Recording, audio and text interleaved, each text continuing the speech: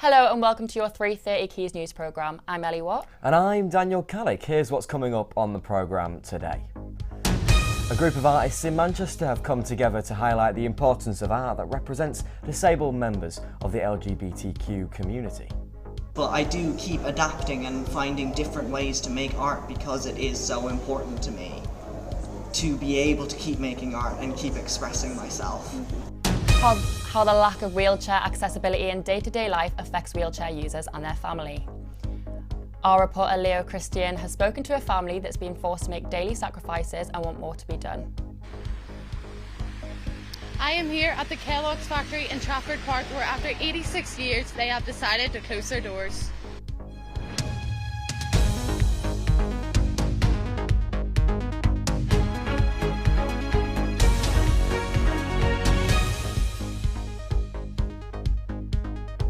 A group of artists have come together in Manchester to express the joys and frustrations of disabled members of the LGBTQ+ community. We sent our reporter Samantha Tromans to find out more. In the UK, February represents LGBTQIA+ History Month, and here in Manchester, a collective of artists have joined together to illustrate the struggles of disabled activists in their community. The Pride Parade Goes On Without Me is a new exhibition in the People's History Museum, led by lead artist Dara Adams, who has commissioned 3 pieces of art. Rocky Watches the Pride Parade from the accessible viewing area is Dara's favourite piece from the collection. All of the photos in the background are photos that I took myself at Manchester Pride Parade a couple of years ago from the accessible viewing platform. I mean, if you've ever seen or been to a Pride Parade, you know it's a very colourful affair. But the thing is that when you're sitting there and you're in a lot of pain and you're worried about where the nearest toilet is and you're overwhelmed by how loud everything is, you're not able to fully enjoy what's going on around you. You're not able to be fully present. And then obviously the text and the lightning bolts convey the sharpness of the noise, because a lot of elements of Pride, not just the parade itself, tend to be very overwhelmingly loud. The parade, a lot of people have these whistles that they just go right through you. I find them painful to listen to. And then it was very important for me as well to include kind of toilets as an access issue, because people don't always stop to think about toilets as an access issue. I mean, as someone who doesn't immediately look disabled, I've had Pride events where I've been, security has tried to stop me using the toilet because even though I've had a radar key, which is what this is based on, it's actually just drew around a radar key to make it. Just security have tried to stop me using the toilet because I don't look disabled enough for them. Outside In are a charity that support artists who encounter barriers in the art world due to health, disability, social circumstance or isolation. They believe providing artists with a platform is central to representing the community. There's no rules, there's no one kind of censoring you if you're making something creatively. It's up to you how you appear in that, how you don't appear, what words you use, what kind of imagery you use, and what kind of thoughts you put across. It's entirely a form of self-expression. The collection showcases a range of multimedia work from many artists and is on display until early April. The UK has fallen into another recession. Figures confirm a 0.3% decline in GDP between October and December last year. It followed a drop of 0.1% in the third quarter, confirming a second consecutive quarter of falling national output, the technical definition of a recession. The struggles are believed to be due to the pandemic. Labour Shadow Chancellor Rachel Reeves spoke to the press today and believes this is Rishi Sunak's problem to solve. Having spent years in the slow lane, Rishi Sunak has now put our economy into reverse. This is Rishi's recession. Japanese restaurant Musu Diner in Manchester was broken into last night. The staff were left shaken after an incident which unfolded in just half a minute. An eyewitness claims he had heard one man aggressively shout something before running from the scene. The restaurant has claimed no one was hurt and has added that they are working with the police to know exactly what happened. 21-year-old Henry Moores couldn't afford a flight to Ibiza, so instead he's walking there. Henry, who's a plasterer, previously raised £20,000 by walking to Paris in October and November last year. Henry messaged Wayne Lineker, the owner of Ocean Beach, and promised if Wayne replied he'd hit the road. Well, Wayne did reply and even posted a video with Henry. Henry will be making the walk of 26 miles every day for 60 days to get there, and is raising money for charity. Now, most of us don't think about how our day-to-day life can be affected if you're in a wheelchair. Therefore, the lack of wheelchair access can go unnoticed. Our reporter Leo Christian spoke to Callum, a 16-year-old born with cerebral palsy, about the struggles that him and his family face day to day. To many people, the lack of wheelchair accessibility in day-to-day life can go unnoticed, but to those using wheelchairs, it invokes a daily struggle. It's a massive problem, because if I wanted to go to Tesco, I couldn't. It'd really be a struggle. I have to go out my way, and I just wish things were easier and I could do it with a smile on my face. Callum and his dad then took me to show me how they would normally get to the shops if Callum wasn't in a wheelchair. If I wanted to go and get a coffee, this is the easiest way, and as you can see, it's not very practical, and you need to do something about it. It's just not practical at all. Every time Callum wants to go to the shops, he has to go down a ramp like this and, of course, back up again because of the lack of wheelchair accessibility when crossing busy roads. For example, when we went to Centre Parks a couple of weeks ago, he couldn't go on the slides, and the big new one that they built that must have cost, I'd say, over £1 million, maybe a lot more. It's a brand new build, started last year, and you got no lift access for disabled kids who want to go on rides. His brother went on it, his mum went on it, and we're sitting there waiting for them for 50 minutes because of the queue, and he wants to go on it, so it's not fair, is it? Like, the councillors should go out with people in wheelchairs, like you've done today, and see the problems that exist. Disability equipment, why is it so expensive? Why have you got to get funded for it because you can't afford it? A normal wheelchair you can pay £200–300 for.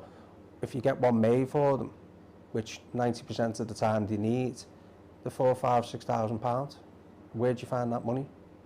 And why should you have to apply for a grant that sometimes you get refused on?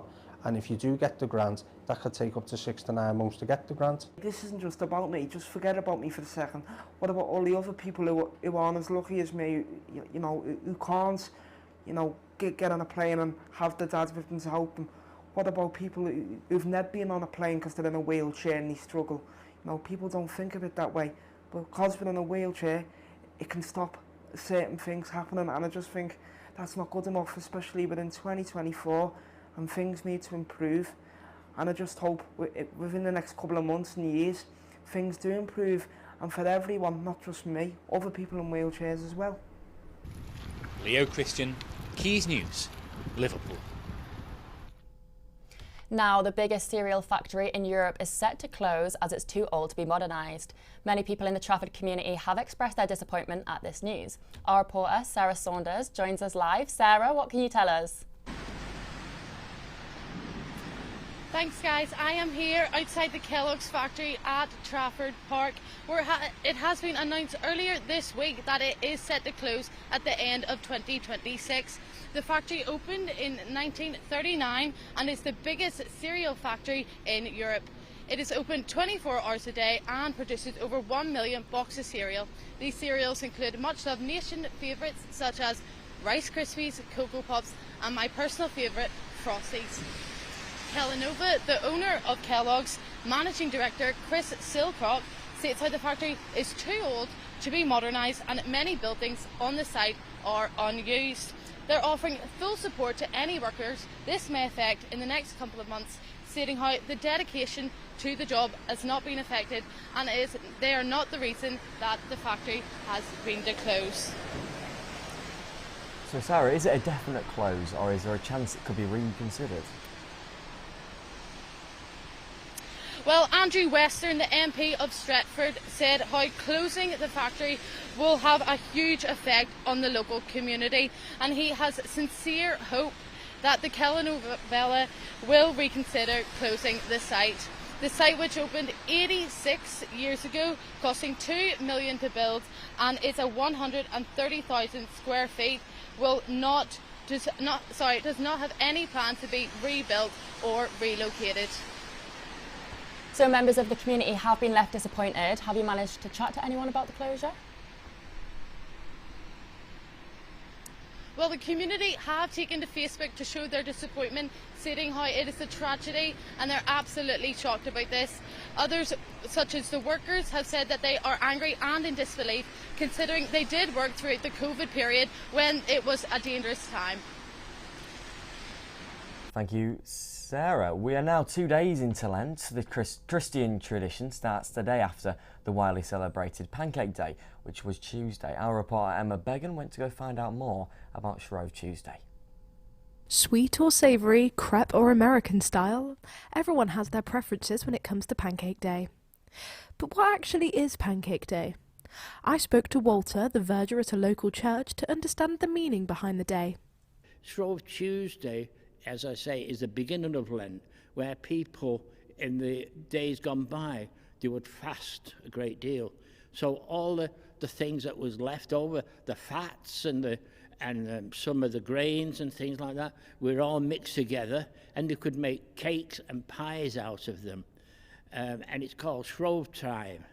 This period leading up to Easter is very symbolic in the Christian calendar. The church uses colours to symbolise different periods. In the church, we have what's known as regnal colours. Now, I'm just changing them from the green, which is normal time, nothing spectacular is happening, but now it's coming up to Lent. So, as you can see here, we've now changed the colours to purple. For some, Shrove Tuesday is an important date in the religious calendar and it marks the start of Lent. For others, it's simply a day to spend time with friends and family and share pancakes with the community. But now the important question, what is Salford's favourite pancake? Jam. Honey. Sugar and lemon. Cherry and cream. Oh, amazing. Mine is Nutella. Perfect. Lemon and sugar. Nutella. It's got to be lemon and sugar all day. Perfect. Maybe Nutella if you're having a second one, but yeah. Probably Nutella. Emma Beggan, Quays News, Salford. So I would say I'm definitely more of a sweet pancake girl. I like Nutella and strawberries. What about you, Dan? Well, I heard somebody say jam then. I've never had jam before, but usually you start off with savoury, then you go on to sweet. Yeah. You may put some marshmallows in there, the classic Nutella. Yeah. Bit of everything often, a bit of everything. Yeah, and Emma, what are our viewers' favourites? Well, Nutella was a standout and sweet pancakes definitely came out on top. And we had Sam agreed with you, Ellie. He loves a Nutella and strawberry pancake. Jess from Rochdale went honey and strawberries, which I've never had before. But Tiara and Harriet kept it classic with lemon and sugar. And then for Lent, we're obviously 2 days in, Brian is giving up desserts to try and keep healthy, whereas Caroline isn't giving anything up. And Millie is trying to give up chocolate, so hopefully this is the year she'll finally do it. That's all that everyone's been saying. If you want to get involved in the future with Quays News on social media, make sure to follow @Quays News on all platforms. Now, what are you guys giving up for Lent?